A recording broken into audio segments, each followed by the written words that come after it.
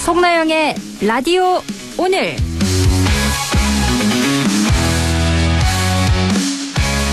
여러분 안녕하십니까? 송나영입니다. 윤석열 전 대통령 부부의 경복궁 사적 유용 논란이 또 불거졌습니다. 이번에는 궁궐 내 핵심 공예품을 무단으로 대여해간 정황이 드러났는데요. 지난 2023년 3월 5일 윤석열 대통령 부부는 사전 연락 없이 경복궁 건천궁에 나타나 출입 통제 구역을 둘러봤습니다. 특히 명성황후 시해 장소인 곤영합에 10여 분간 단둘이 머물렀던 사실은 많은 의문을 낳았는데요. 그런데 방문 이튿날 대통령실은 국능유적본부에 전화해 옥새 받침 탁자, 옥새 보관함, 왕을 상징하는 주치람, 촛대 등 공예품 9점을 빌려달라고 요구했고요. 이 물품들은 윤 전 대통령 파면 이후에야 반환됐습니다. 대통령실 행사용 물품 전시가 명분이었지만 물품이 실제로 어떻게 쓰였는지에 대한 기록은 삭제됐는데요. 대통령 후보 시절에도 손바닥에 왕자를 쓰더니 이 부부는 정말 왕이 되고 싶었던 걸까요? 안동문화방송 라디오 오늘 광고 듣고 시작합니다.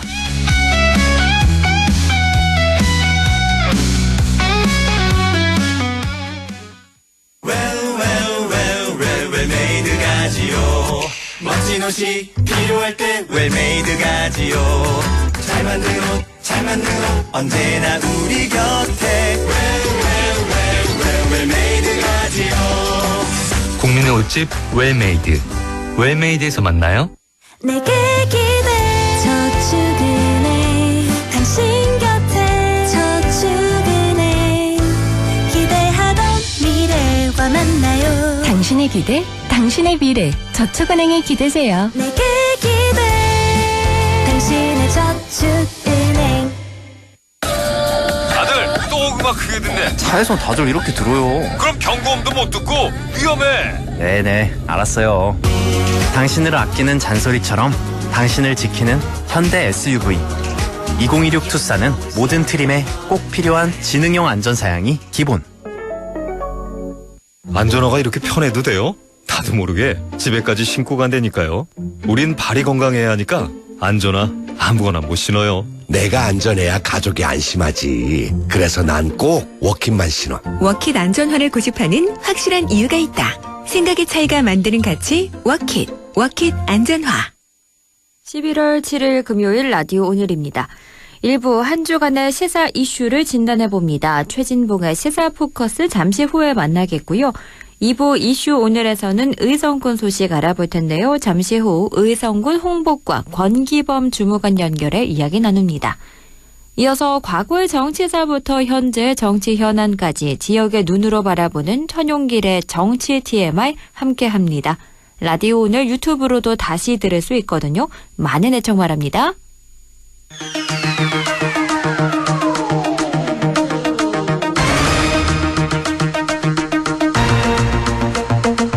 최진봉의 시사 포커스 성공회대 최진봉 교수와 함께합니다.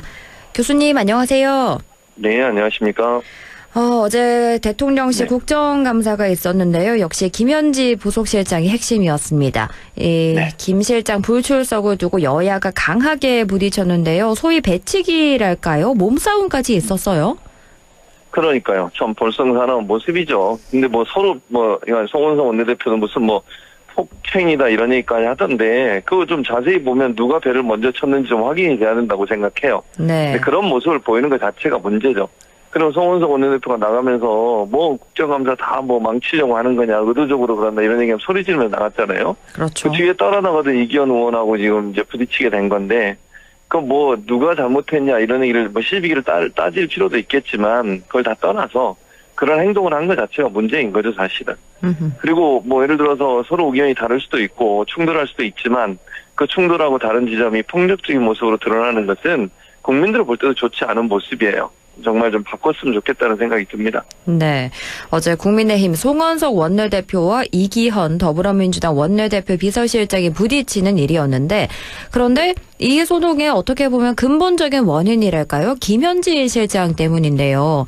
결국 국감에 출석하지 않기로 했지만 국민의힘은 김현지 실장은 왜 이렇게 부르려고 하는 건가요?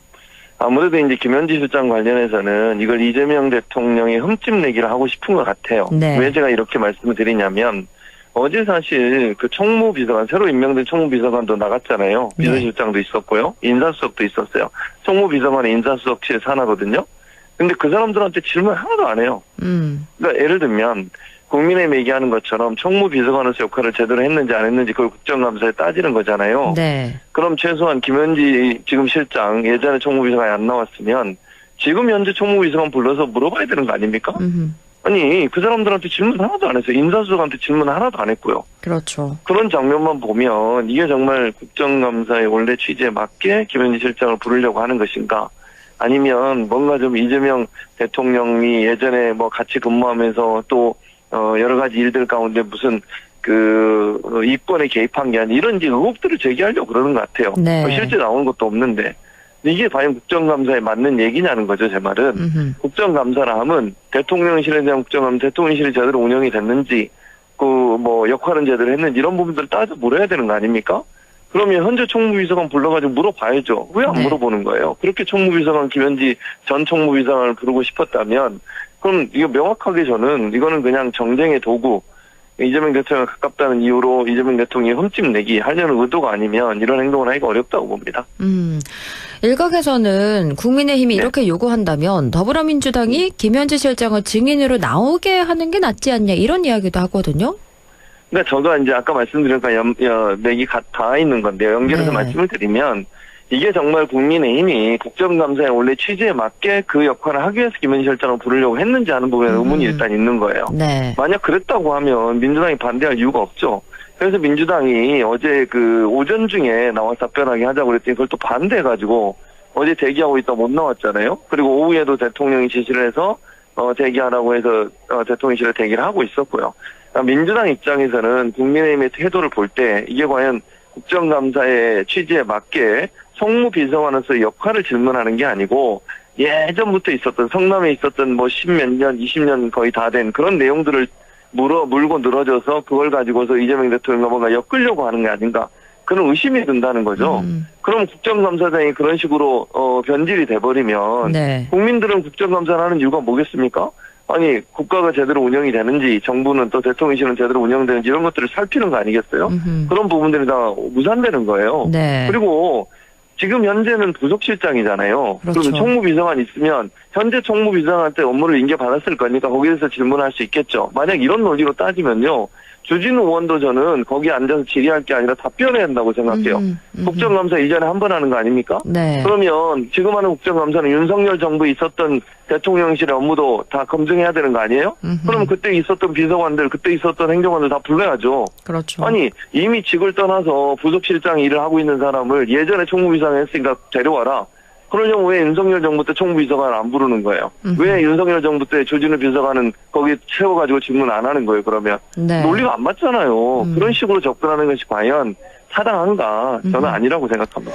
말씀해 주셨다시피 주진우 의원 말이죠.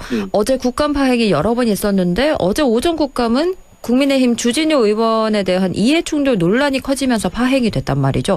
일단 정확히 어떤 점이 이해충돌 소지가 있다는 걸까요? 왜냐하면 이게 국정감사는 1년에 한 번 하는 겁니다.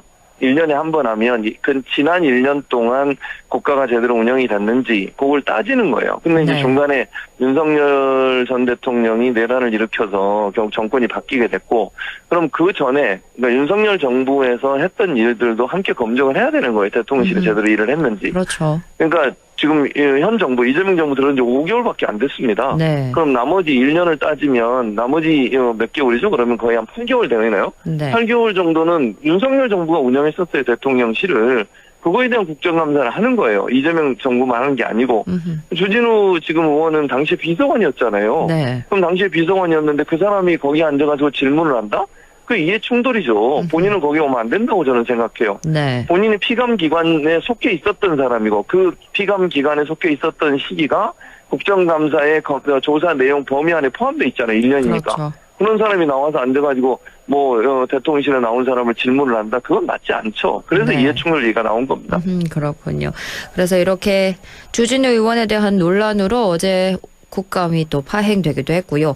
그나저나 국감에서 관세협상 MOU 얘기도 나왔는데요. 국민의힘이랑 진보당은 국회 비준으로 가야 한다 이렇게 얘기하는데 정부는 또 특별법으로 가야 한다 하고 있거든요. 비준과 특별법 중에 뭐 어떤 게 맞는 걸까요? 저는 개인적으로 이제 특별법으로 가는 게 맞다고 생각하는데 네. 물론 국회 비준을 받는 것도 하나의 방법일 수 있죠. 네. 근데 이게 이제 미국과의 관계에서 우리가 이제 관세 협상이 정착돼서 완벽하게 이루어지려면 국회 비준만 받는 것보다는 특별법으로 만드는 게 더 맞다고 생각해요. 왜냐면 그 국회 비준은 현 법 범위 내에서 해야 되는 거잖아요. 네. 근데 특별법을 만들면 현재 법에서 좀 명확하게 떨어지지 않는 내용들도 있을 수 있다고 저는 봐요. 예를 들면 뭐 원자력 협정 문제나 이런 부분들은 또 원자력 협정을 바꿔야 되는 문제도 있거든요.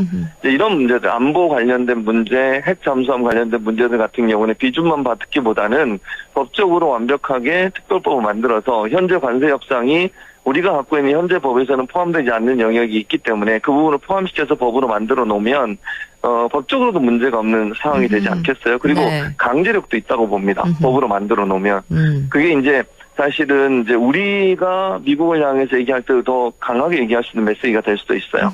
그런 점으로 본다고 하면 비준은 또 언제든지 바뀔 수도 있는 부분도 있고 이래서 특별법 형태로 가는 것이 좀 관세 협상을 좀 더 단단하게 묶어놓는, 그러니까 우리가 이게 협상하고 나중에 트럼프 대통령도 말도 받고 이런 경우도 있고, 네. 그리고 이제 관세 협상 과정에서 여러 가지 이제 현행법으로는 약간 충돌되는 점 이런 부분들을 해결할 수 있기 때문에 네. 특별법 형태로 가는 게 맞지 않을까 이렇게 생각합니다. 그렇군요.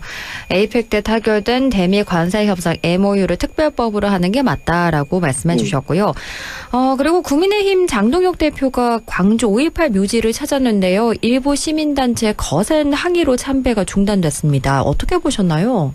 저는 장동혁 대표가 5.18 국립묘지를 참배를 하려면 사과부터 해야 된다고 생각해요. 네. 그동안 이제 내란을 일으켰던 윤석열 전 대통령을 옹호하고 찾아가서 눈물을 흘렸다 그러고 또 뭐라고 그랬냐면 이 비상계엄이 하나님의 뜻일 수 있다 뭐 이런 뉘앙스의 말을 했다고 그러더라고요. 네. 그런 발언을 한 사람이 이 5.18 국립묘지가 어떤 곳입니까? 쿠데타를 일으키고 비상계엄을 선포해서 무고한 시민들을 학살했던 전두환 그 쿠데타 세력, 그 세력들에 의해서 희생된 사람들이 거기에 안장돼 있는 곳 아닙니까? 네. 그곳에 가면서 내란을 옹호한 듯한 발언을 하고 윤석열을 옹호한 듯한 발언을 했던 사람이 아무런 사과와 반성 없이 간다는 게 과연 맞는 걸까요? 네. 그것은 그렇죠. 결국 비상계엄을 옹호했다고밖에 볼 수 없어요.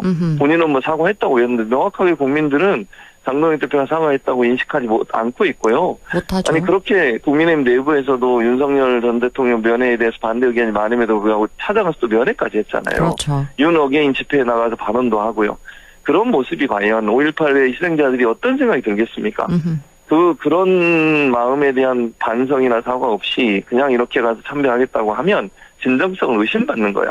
그건 5.18 정신을 모독하는 행위고요. 그래서 저는 반대한다고 보고 저는 장동혁 대표가 정말로 진심으로 5.18 영령들에게 참배를 하고 싶으면 본인이 했던 지난 행동에 대해서 반성과 사과부터 먼저 있어야 된다고 생각합니다. 네.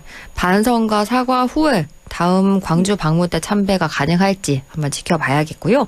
그리고 지난 화요일이었죠. 이재명 대통령의 첫 시정 연설이 있었는데요. 근데 국민의힘이 보이콧을 했거든요. 일단 어떤 이유 때문이었죠? 그 이유가 추경호 전 원내대표 그분에 대한 구속영장 청구. 근데 그게 너무 황당한 거는요. 그 구속영장 청구는 특검이 한 겁니다. 특검. 민주당이 한 거 아니잖아요. 그렇죠. 이재명 대통령이 한 게 아니잖아요. 특별검사가 한 거를 왜 그걸 빌미를 삼았고 문제를 삼아가지고 시정연설에 참석하는지 도저히 납득이 안 됩니다. 제가 그냥 분석해 보면 아마도 이제 추경호 원내대표 전 원내대표가 구속이 되고 처벌을 받게 되면 국민의힘의 대표였잖아요. 원내대표. 그렇죠. 그렇기 때문에 국민의힘이 위헌정당 해산 심판에 가지 않을까 그런 우려들이 작동했던 것 같아요. 그러다 보니까 이제 이걸 막아야 되겠다고 생각이 드니까 그런 행동을 한 것 같은데, 네. 저는 이거 국민들이 볼 때는 이건 너무 국민의힘이 자기들의 어떤 이익을 위해서 일하는 정당이라는 그런 비판을 면할 수 없다고 생각해요. 시정연설 들어가서 잘 듣고, 그 다음에 예산에 심의할 때 잘 심의해서 국민을 위한 역할을 해야 되지 않겠어요? 네. 그걸 내팽개치고 추경호 전 원내대표에 대한 구속영장 청구됐다는 이유로 그걸 보이콧한다? 이게 상식적으로 납득이 되는 행동인가? 저는 아니라는 생각이 듭니다. 만약 추경호 전 원내대표에 대한 체포동의안이 처리가 되면 법원이 구속영장을 심사하게 될 텐데 어떻게 전망하시나요? 저는 상식적인 선에서 보면 구속영장이 발부돼야 된다고 생각하는 사람입니다. 왜냐하면 이거는 뭐 추경호 전 원내대표가 그 구속영장 청구서에 보면 대통령과 통화하면서 어느 정도 내란을, 그러니까 비상계엄 선포를 인식하고 있었을 가능성이 높다는 내용들이 들어가 있어요. 네. 그러면 이건 내란을, 그러니까 비상계엄 선포가 있을 줄 알면서 그걸 적극적으로 막지 않았고, 또 실제 비상계엄이 선포된 다음에 해제 결의안을 할 수 있는 유일한 기관이 국회인데, 그 국회로 가는 걸 막았잖아요. 제가 볼 때 막았다고 봐요. 본인은 뭐 아니라고 주장을 하시던데, 아니 갑자기 그 국회로 모이라고 의원총회로 국회에서 한다고 그랬다가 당사에서 한다고 그랬다가 몇 번을 바꿨잖아요, 이렇게. 네. 그러면서 사람들이, 국회의원들이 올 수 있는 기회를 놓치게 만들었어요. 그리고 한동훈 전 대표도 당시에는 국회로 와달라고 의원들한테 얘기했는데 추경호 원내대표는 자꾸 장소를 바꾸면서 헷갈리게 만들었죠. 네. 그게 해제 결의를 못하게 만들자는 의도가 있었다고 지금 보고 있는 거잖아요. 그렇죠. 저는 지금 추경호 전 원내대표의 행보를 보면 그런 의도로 합했을 가능성이 높다고 봐요. 그게 만약 인정되면 구속영장이 발부가 돼야 되는데, 이제 우려되는 건 최근까지 사법부, 특히 이제 영장 전담 판사들 있잖아요, 서울지방법원에. 네. 이분들이 이제 수원에서 세 분이 갑자기 같이 올라와가지고 수원지방법원에서 영장 전담 판사를 하고 계시는데, 이분들이 판결 내리는 걸 보면 이게 좀 제대로 될까라는 의심이 들어요. 그래서 상식적인 선에서 보면 구속영장이 발부가 돼야 되지만 그동안 이분들이 판결 내린 구속영장 실질 심사에서 보여준 태도를 봤을 때 구속영장 발부가 안 될 수도 있겠다는 우려는 있습니다. 그러나 상식적인 선에서 보면 발부되는 게 맞다고 생각합니다.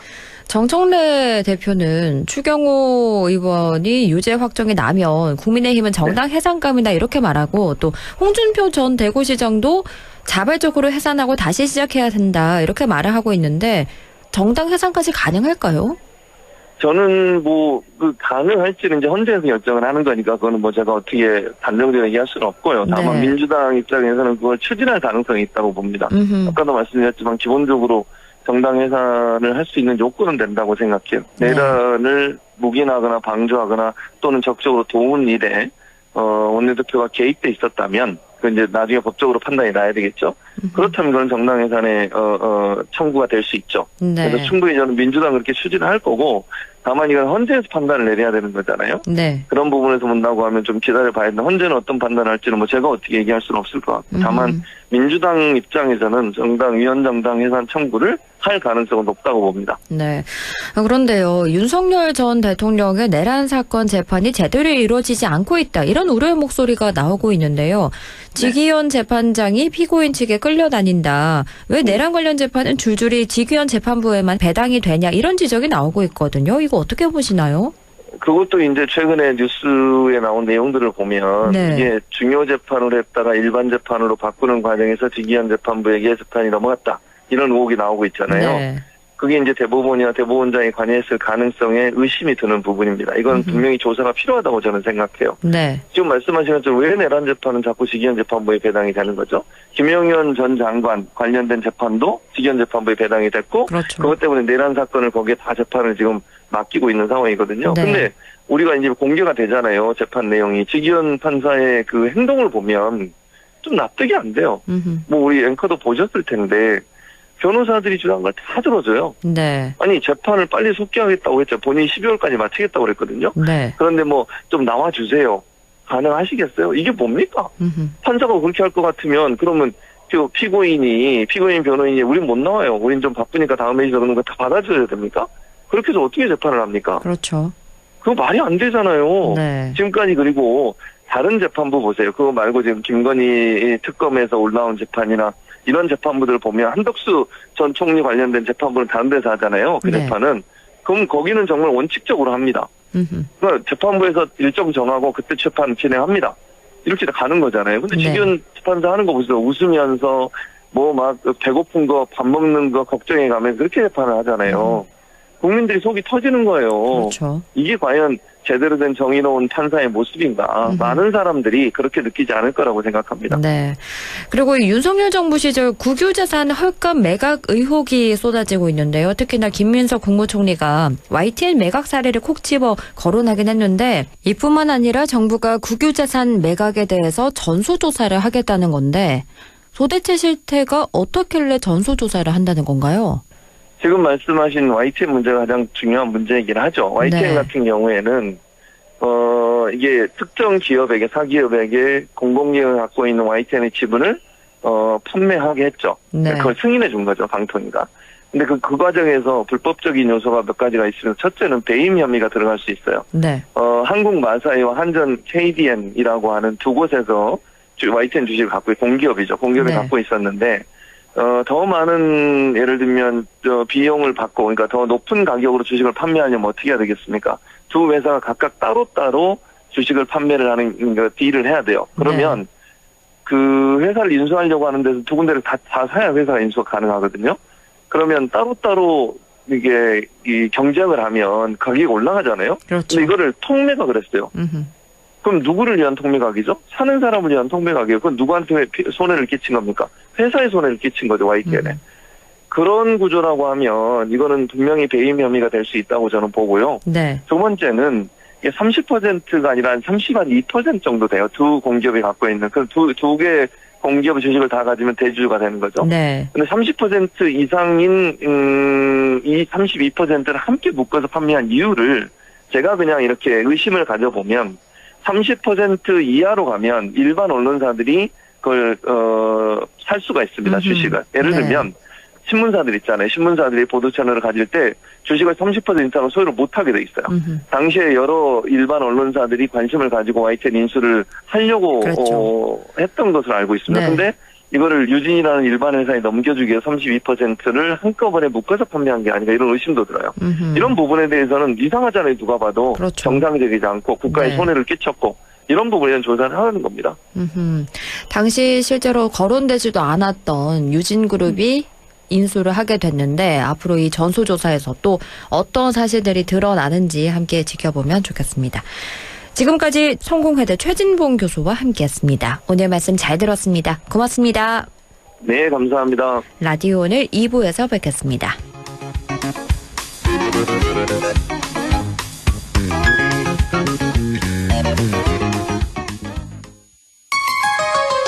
MBC 라디오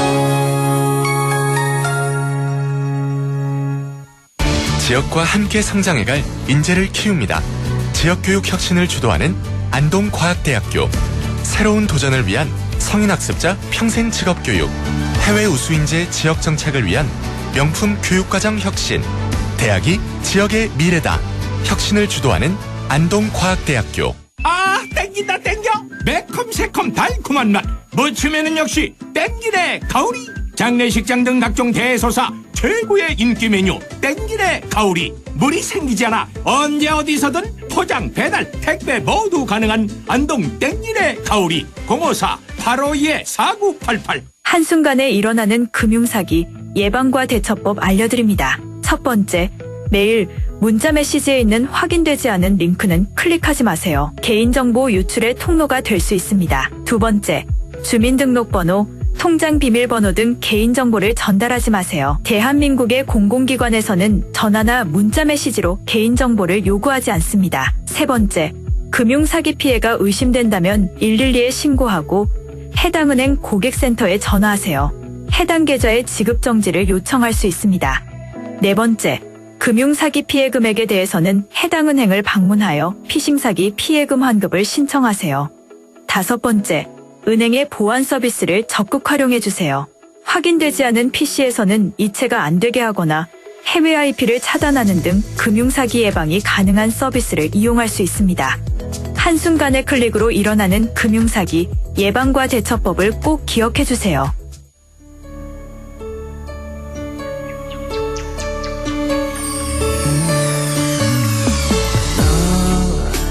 난 마음을 열어줘.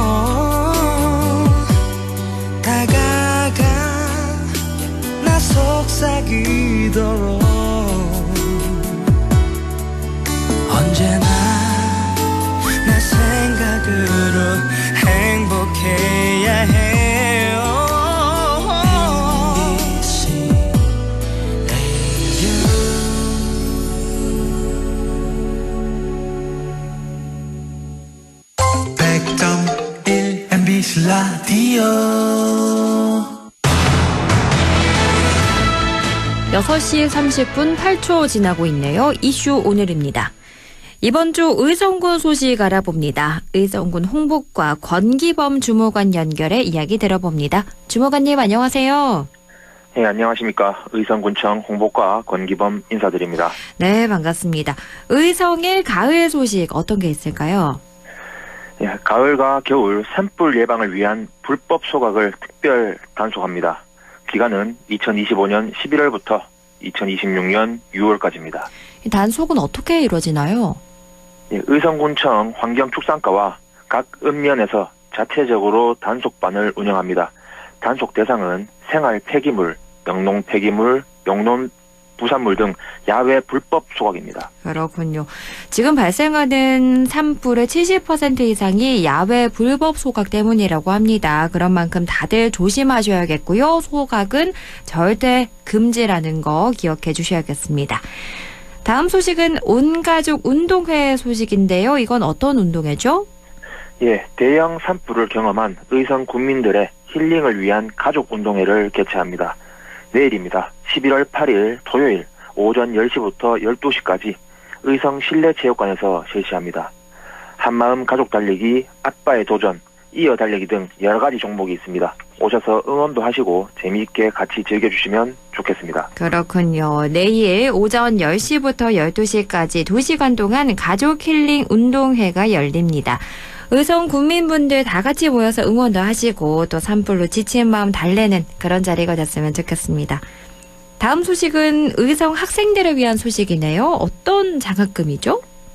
예, 의성 인재육성재단에서 장학생을 모집합니다. 모집 기간은 11월 12일 수요일부터 11월 25일 화요일까지고 선발 인원은 중고등학생 201명, 대학생 17명으로 총 218명입니다. 그렇군요. 총 218명을 선발하는데요. 장학생은 어떻게 선정하나요? 예, 예체능 특기자, 학업 성취도 향상자, 선행, 효행 봉사자, 특성화고 기능대회 우승자로 선정됩니다. 그렇군요. 이거 신청은 어떻게 해야 하나요? 예, 학교장 추천과 개별 신청이 있습니다. 자세한 사항은 의성군 인재육성재단으로 전화 주시면 됩니다. 네, 대상자는요, 잘 알아보시고 꼭 신청하시기 바랍니다. 그리고 2026년 대한민국 트렌드를 알아보는 강연회가 열리네요. 예, 맞습니다. 10가지 키워드로 미리 알아보는 2026년 대한민국의 트렌드라는 주제로 의성군 군립도서관에서 11월 27일 목요일 오후 7시에 이준영 저자가 강연을 시작합니다. 관심 있으신 분들은 오셔서 2026년 대한민국 트렌드를 함께 분석해보는 것도 재밌을 것 같습니다. 네. 내년 트렌드 10가지를 키워드로 미리 알아보는 재밌는 자리인데요. 11월 27일 목요일 오후 7시 의성 군립도서관에서 열립니다. 관심 있는 분들 메모해 두셨다가 꼭 가보시길 바랍니다. 다음은 제13회 자원사랑 나눔장터 소식인데요. 이건 어떤 행사죠? 예, 11월 11일 화요일 오전 10시부터 오후 1시까지 의성 중앙공원에서 제13회 자연사랑 나눔단터를 개최합니다. 간단하게 생각해서 예전에 있던 아나바다 운동을 업그레이드해서 개최한다고 보시면 됩니다. 나눔 물품 판매 부스에서는 지역 주민들이 기증한 의류, 생활잡화 등 재사용이 가능한 물품을 저렴한 가격에 판매하고 수익금은 전액 어려운 이웃을 위해 성금으로 기부됩니다. 예, 그리고 폐건전지, 종이팩, 아이스팩, 투명 페트병 등 폐자원을 가져오시면 종량제 봉투나 새 건전지로 교환해주는 이벤트도 있습니다. 그리고 친환경 충전소에서는 다 쓴 세제통이나 샴푸통을 가져오시면 1회로 무료 세제나 샴푸를 충전해드리기도 합니다. 그렇군요. 이렇게 환경을 위해서 의성군이 많은 노력을 하고 있는데요. 여러분 11월 11일 화요일 오전 10시부터 오후 1시까지입니다. 오셔서 자원사랑 나눔장터로 자연도 사랑하고 자원도 아끼는 계기가 됐으면 좋겠고요. 그나저나 의성이 씨름으로 유명하잖아요. 그런데 의성에서 천하장사 씨름 대축제가 열린다고요? 예, 맞습니다. 의성은 마늘도 유명하지만 씨름으로도 유명합니다. 그래서 이번에 2025년 의성 천하장사 씨름 대축제를 11월 23일 일요일부터 11월 29일 토요일까지 총 7일간 의성에서 개최됩니다. 장소는 의성종합체육관이고 남녀 체급별 장사전과 세계특별 장사전 그리고 남자 일반부 최강과 초, 중, 고 대학부 최강을 뽑습니다. 우리 의성군청 씨름단도 체급별로 개인전 및 단체전에 출전을 합니다. 많은 분들 오셔서 응원해 주시면 감사하겠습니다. 네, 이렇게 천하장사 씨름 대축제 이번에는 의성에서 열리는데요. 씨름 직관 정말 재밌다고 하잖아요. 많은 분들 오셔서요. 관람도 하시고 선수들 응원도 해주시기 바랍니다. 재밌는 씨름 대축제 즐기시기 바라고요. 의성 소식 이렇게 이모저모 들어봤습니다. 오늘 말씀 잘 들었습니다. 고맙습니다. 예, 감사합니다. 지금까지 의성군 홍보과 권기범 주무관과 이야기 나눴습니다. 라디오 오늘에서는 청취자 여러분의 참여를 기다리고 있습니다. 우리 지역에서 발생한 사건, 사고 소식이나 함께 토론하고 싶은 내용을 안동 MBC 홈페이지 라디오 오늘 게시판에 올려주시기 바랍니다. 전화와 문자 참여도 하실 수 있습니다. 전화는 851국에 7191번, 문자는 샵 0913번으로 보내주시면 됩니다.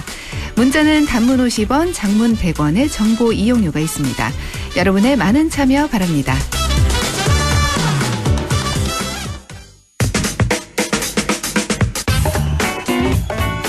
천용길의 정치 TMI 천용길 시사평론가 연결합니다. 안녕하세요. 네, 안녕하십니까. 오늘 정치 TMI 주제는요? 네, 한 달여 동안에 이 국정감사가 이제 마무리 단계에 접어들었습니다.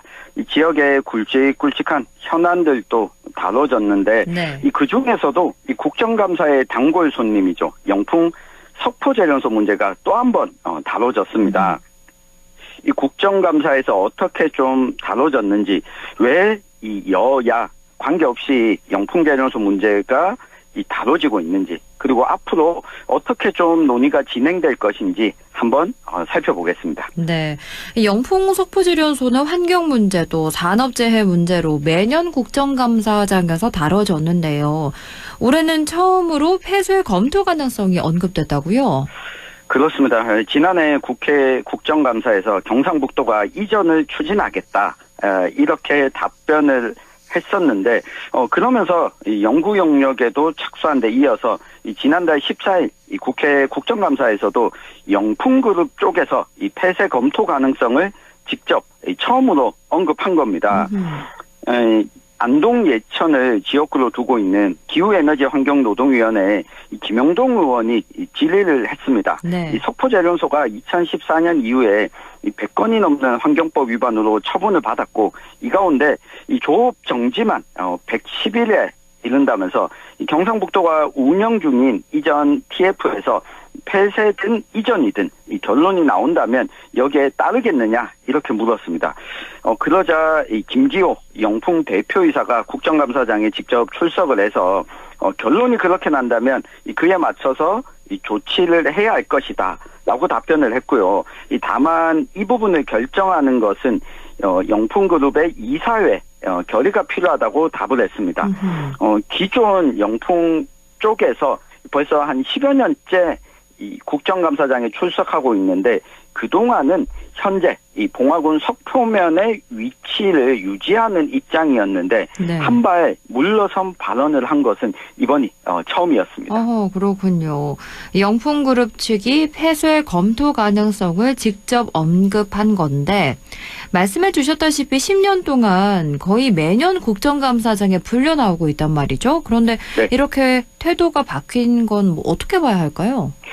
이게 지금 당장 폐쇄 절차로 들어간다고 보기는 어렵고요. 네. 이 행정적으로 지금 여러 절차가 진행되고 있기 때문에 원론적인 수준이지만 이 행정 절차를 안 따르겠다라고 답하기는 어려운 상황도 감안을 해야 될 것 같습니다. 네. 앞서 언급한 것처럼 경상북도가 지난해 11월부터 환경, 수질 오염 등으로 이 논란이 있기 때문에 영풍 석포재련소 이전을 추진하기 위한 태스크포스 팀을 구성하고 이 재련소 이전 부지를 확보하는 방안까지 논의 대상에 들어갔기 때문입니다. 네. 얼마 전이었습니다. 7월에 이 석포제련소 이전 타당성 조사 및 종합대책 수립 용역에 들어가기도 했고요. 이 결과가 나오면 경상북도 차원에서 이 국회, 환경부 등과 함께 이 석포제련소 이전을 포함한 해결 방안을 모색하겠다.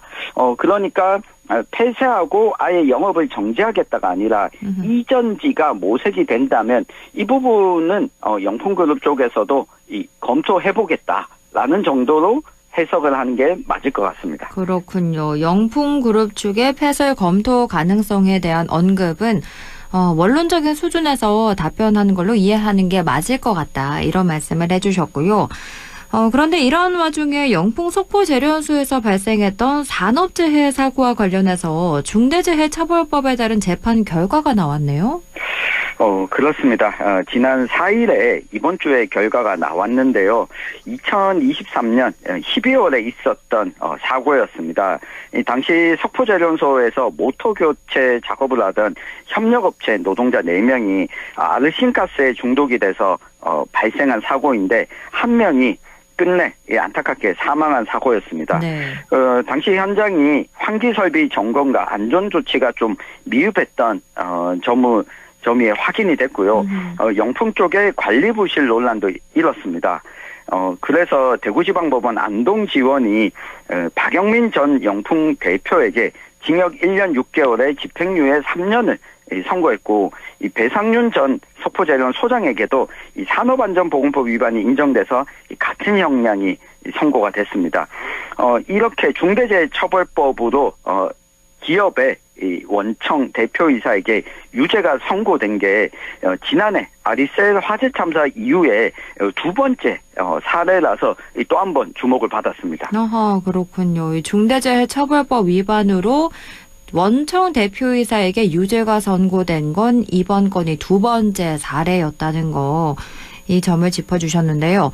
또 환경단체가 영포 석포제련소 폐쇄를 꾸준히 요구해오고 있는데요. 이게 점점 가시화되고 있는 것 같습니다. 최근에는 국제기구에서도 석포제련소 현장 방문이 최근 있었다고요? 그렇습니다. 유엔 기업과 인권 실무 그룹에 있는 피차몬 여판통 위원장이 직접 이 석포제련소 현장을 방문하고 인근 주민들과 간담회를 또 가졌습니다.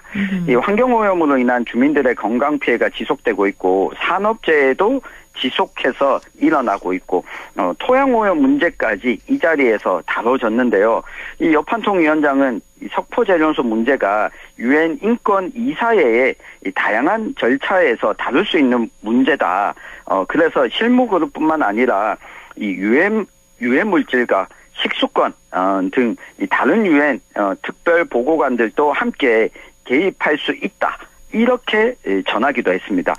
이걸 보면 국내뿐만 아니라 이 국제기구 차원에서도 영풍제련소에 이 관심을 가지고 있다라고 보는 게 맞을 것 같습니다. 네, 저희가 며칠 전에 안동 환경운동연합 김수동 대표와 함께 이슈 오늘에서 전해드린 바가 있는데, 네.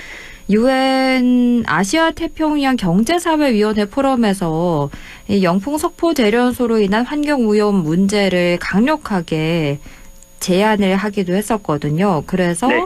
유엔이 한국 정부와 산업계와 협력해서 지속가능한 전환을 지원해야 한다. 이런 권고도 이 포럼 마지막 날 채택된 동북아 시민사회 성명서에 포함되더라고요. 이런 일도 네. 있었다는 거 청취자분들께 한번 알려드리고요. 그런데 이전 폐쇄를 강하게 반대하는 지역 주민들도 있죠. 그렇습니다. 이 봉화군 석포면과 또 이 석포면과 접하고 있는 이 강원도 태백시 이 주민들이 이 봉화 태백 석포 생존권 사수 공동투쟁위원회를 꾸리고 4일에 경북도청 앞에서 집회를 열었습니다. 이 영풍 석포제련소 이전 또는 폐쇄 논의를 즉각 중단해야 한다라고 요구를 한 건데요. 이들은 이 수질오염 문제는 2019년부터 매년 1,000억 원 이상 영풍 쪽이 투자를 해서 폐수 무방류 시스템을 도입했다. 그리고 이 환경오염을 방지하기 위한 노력을 그동안 꾸준히 기울여 왔다면서 재련소가 사라지게 되면 지역 공동체와 경제가 동반붕괴하고 이 수많은 근로자와 이 가족의 생존권이 위협받을 것이다. 이렇게 목소리를 높였는데 아무래도 지금 영풍 재련소에서 근무하고 있는 노동자가 약 한 600여 명, 여기에다가 협력업체 노동자들까지 더하고 이 가족들까지 더한다면 이 관련해서 영향을 받는 사람들이 약 2천여 명에 이를 것으로 예상하고 있어서 이런 목소리도 최근에 나오기 시작한 것 같습니다. 그렇죠. 결국 이전한다면 또 피해를 보는 사람들도 있을 테니까요. 그렇다면 이 폐쇄를 반대하는 주민들이 내세운 무방류 시스템, 이건 제대로 작동하고 있는 건가요? 네, 앞서 2019년부터 영풍이 도입을 했다라고 말씀을 드렸는데요. 일단 국정감사에서 이러한 문제가 지적이 되자 영풍이 10월 말에 이 물환경 정보 시스템의 자료를 근거로 이 재련소의 이 수질이 법적 기준치를 크게 밑돌았다라고 하는 내용을 직접 발표를 했습니다.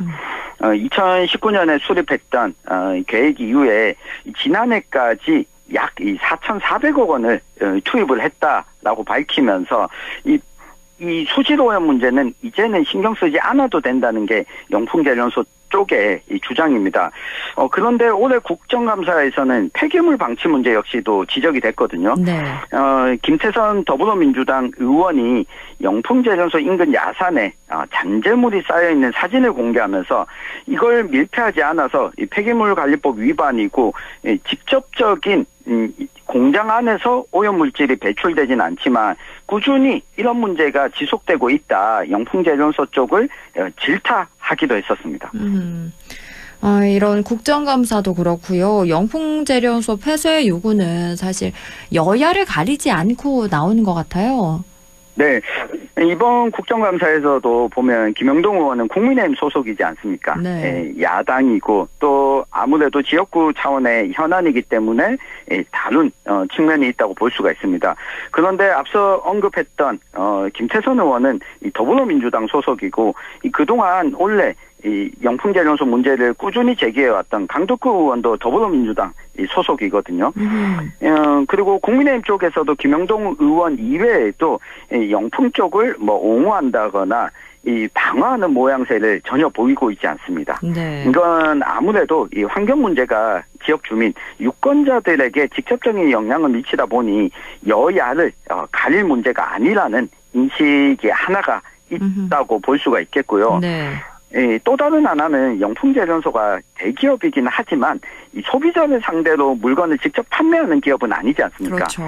이게 기업 대 기업 거래를 주로 하다 보니까 아무래도 이 국민들, 이 시민들 입장에서는 환경오염 문제를 일으키는데 당장 내 삶의 불편함을 느끼지 못하는 이 기업에 대해서는 이 부정적인 시선을 또 보낼 수밖에 없습니다. 네. 게다가 일자리 문제가 이 봉화군 산 기슭에 있다 보니까 영향을 받는 이 봉화 지역 주민들은 분명히 있지만 이게 도시에 살고 있는 많은 사람들한테는 직접적인 문제라기보다는 물 문제에 주목하기 때문이 아닐까 싶습니다. 네. 다만 영풍재련소에서 생산하고 있는 아연이 이 국내 시장에서 30%, 세계에서 6번째 순위를 차지하고 있거든요. 이런 측면에서 당장 폐쇄가 이뤄지게 된다면 국내 산업계에 미칠 영향도 있어서 당장 폐쇄 가능성은 크지 않아 보입니다. 네. 그렇지만 영풍 내에서도 이전 가능성을 몇 년 전부터 검토하고 있다라고 하는 얘기를 저도 취재한 바가 있어서 네. 이 논의는 앞으로 이어질 것으로 보입니다. 그럼 앞으로 이 영풍 석포재련소 폐쇄 논의는 어떻게 진행될까요? 일단 경상북도가 용역을 진행하고 있는데요. 이걸 보면 이전 필요성을 검토한다. 그리고 비용이 얼마가 드느냐. 이 환경오염 예방 대책을 마련하면 이게 가능하냐. 그리고 이전 후보지가 있느냐. 여기에다가 기존 부지, 그러니까 떠나게 됐을 때 우려하는 주민들이 있어서 기존 부지를 어떤 방식으로 개발할 것이냐. 그리고 이전하게 되더라도 토양 오염 문제는 여전히 남게 되지 않겠습니까? 네. 이걸 어떻게 복원할 거냐 이런 분석 등을 모두 하는 결과가 좀 나올 걸로 보입니다.